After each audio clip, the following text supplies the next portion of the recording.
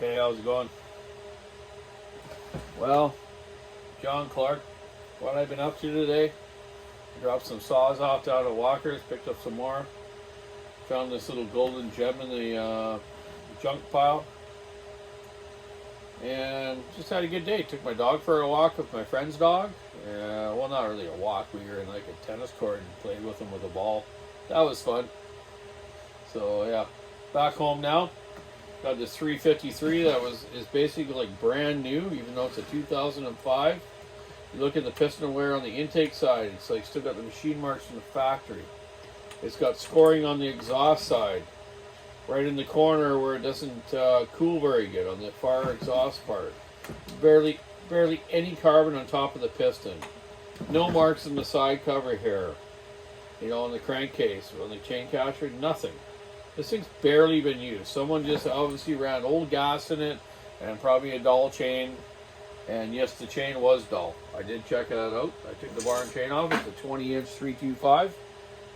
It's dull, but not that bad. But obviously someone didn't look after it right.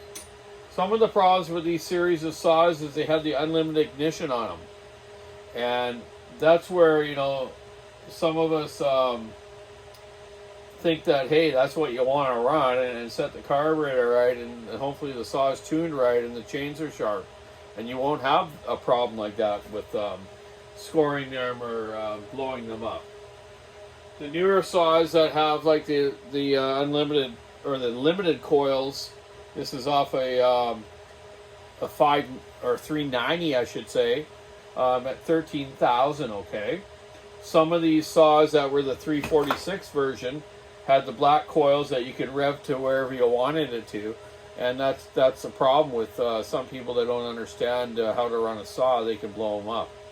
So these rev limiter ignitions are good for consumers that don't know how to run a saw good or how to tune them. If you know how to tune your saw, run a good chain, good fuel, you won't have that problem.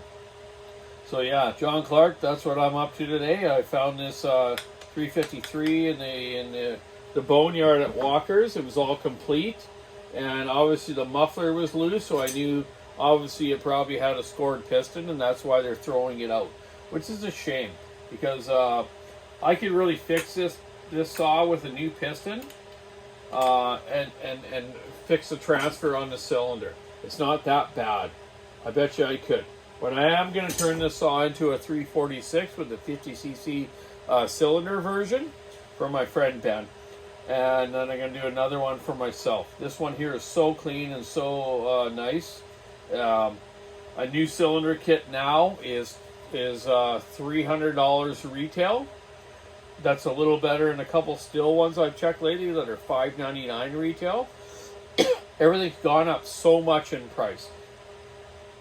I know you're all probably thinking, hey man, I want you to go with an aftermarket 346 one, but I just can't stand using aftermarket ones for my pro guys. Maybe I'd use one for a consumer that might just use the saw like a weekend warrior once in a while, right?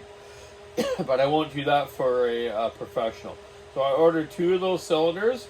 One will go on this saw, and one will go on the other one that I have that is almost exactly the same as this. It's just really nice, great condition. I'll put some seals in it, go through the lung of the engine, the carburetor, and the fuel system, obviously. Always have to on any rebuild, okay? Never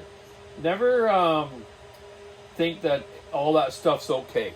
Just go through it all anyways, because you can spend a lot of money on a motor, especially OEM, and go and run it and run it for a while, and it blows up again because maybe you had a bad diaphragm in the carburetor, or a hole in the fuel line, or a leaky seal a little bit, a leaking seal. So just make sure you do all your checks properly, and then you won't have a problem. Especially when you're, like I say, when you're spending good money on OEM parts. So there you go. That's what I'm up to today. I'm going to go up now and slow cook a roast in my Instant Pot with some vegetables for a nice dinner tonight for me and Shelly. And get on with the weekend. And do a little bit of saw work this weekend, but mostly weekends I don't. Yeah, there you go. So TGIF, keep your saw into a 60-dash revenue road, your saw is maintained, fresh fuel, sharp chains, and you won't have these problems. Have a good day. Bye.